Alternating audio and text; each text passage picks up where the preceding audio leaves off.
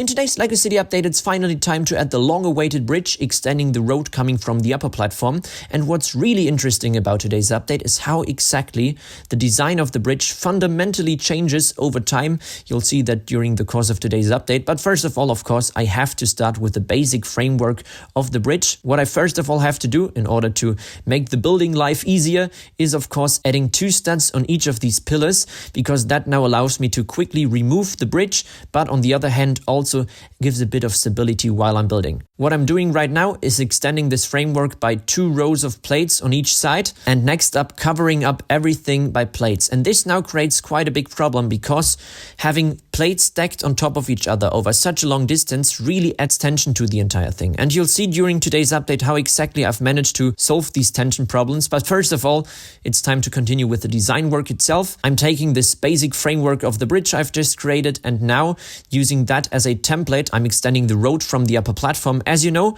all my roads I built using the snot building technique, which basically means I simply lay bricks on the sides. I've also added a bit of damage to the road, which I thought is quite realistic, especially on these sort of bridges. And now just a bit of decorating around the edges of the bridge, which now leads me to the most important part of the design work for the bridge, which is of course adding contrast. And I'm achieving that by adding these black fence pieces. I've then done the exact same thing on the other side as well, obviously because everything is symmetrical in this case. And now this is the point where today's LEGO City update takes a bit of an unexpected turn, because initially I wanted to build this giant arch in front of the LEGO City, which is basically the entrance above the bridge to the city and was just meant as a sort of decoration. But now looking at the bridge, I thought, well, it might look quite interesting having giant steel cables, and this is also the reason why I'm adding these hinge pieces on top of the little concrete pillars in between the fence elements. And from these little 1x1 hinges, I'm now adding the cables. In my case, I chose black. Probably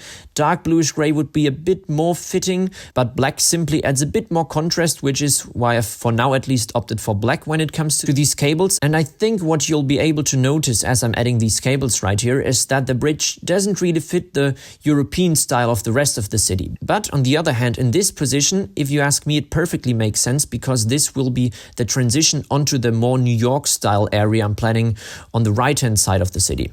So far, I'm really satisfied with how the bridge looks, except one major flaw it has. From a structural engineering point, having these pillars on the outside as well as the added cables didn't make any sense at all, which meant that I removed the outer 4 pillars entirely.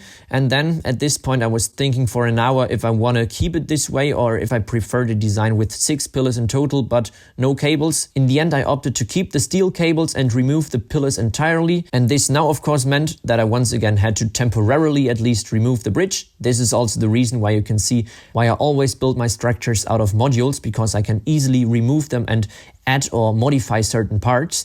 And what I of course now have to do is create the transition from the lower platform onto the upper platform.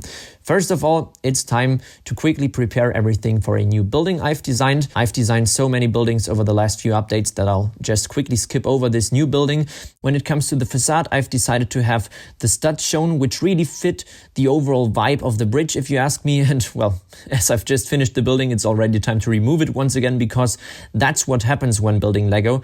I've made a mistake right there, because I've covered up this 16x16 stud plate, and I needed to remove these plates once again for the next part I'm preparing right now in this second, which is a giant rock face that covers up the distance from the lower platform to the upper platform. And then also on top of this rock face, which took me about 2 minutes to finally connect it with the rest of the modules down below because it was so big, I'll now have the bridge rest on top of that. This is also why you can see these flat tiles added right there.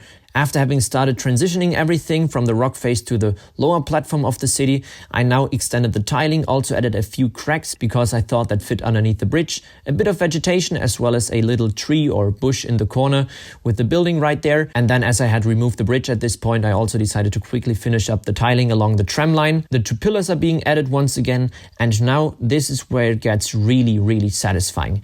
There you can see why I've chosen flat tiles as a foundation for the bridge, because I can simply slide it in, as well as for the road right there, Once again, the same thing. I've prepared the road, which is then simply slid into place and rests on the bridge after having everything connected, of course, which is once again the most annoying part. But now, after the annoying work, here comes the most rewarding part, because I finally want to check how the tram disappears underneath the bridge behind these pillars right there. And for that, let's fire up the tram. There you can see every single perspective, if you ask me. If you follow the tram riding through this front part of the Lego City, looks absolutely fantastic. I mean, it looked awesome before the bridge, but now finally having an end point where the tram then disappears and comes to stop is absolutely awesome. This, by the way, is what the perspective of the minifigure would look like. I also absolutely love this sort of view. But now, although I could let the tram run for hours upon hours, we have to take a look at how exactly I'm going to continue at the end of this rock face. I'm obviously not going to leave it like that, but I'm planning on adding a staircase that connects the upper platform with the lower one, maybe even going around the corner in order to make it look a bit more interesting. Then, next up around the corner on the other side, this is another part I definitely need to work on when connecting the upper platform with the lower one. I still have this gap remaining I need to fill up. I've last video started by adding the tree in this corner right there, but along this entire gap, this is something else I'll tackle within the next few updates. And that now leads me to another really exciting part of today's video, because my brother and I have been working on the lighting in the Wild West world. Not only the lighting, but also something else we did is hang up a curtain underneath the entire mock that now looks so much cleaner because it hides all the chaos that's been going on underneath the platform. And now the most important thing I need to show you is the transition from daylight to nighttime.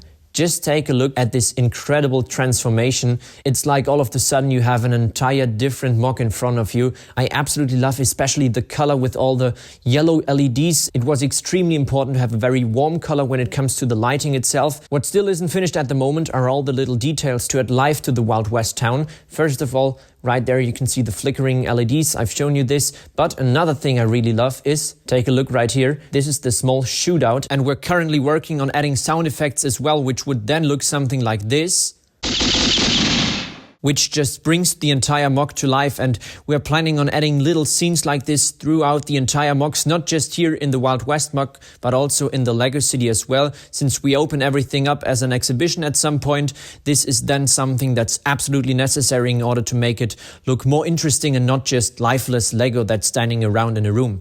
I'll of course keep you updated when it comes to the Wild West mock, but now we have to move back to daylight and to the Lego City as well for, of course, the before and after picture. This is what it looked like before today's update, and now afterwards we've added the bridge as well as the rock face and an entire new building. Next video I think I'm going to start adding a small basketball court right next to the old factory, but also at some point I have to start tackling the more rural area with the half-timbered houses, because as soon as we finish this area right here, we have to continue towards the other section of the Lego City. So as you can see, there's more than enough to do. And with that being said, that's it for today's update. I really hope you enjoyed, and I'll see you again in the next one.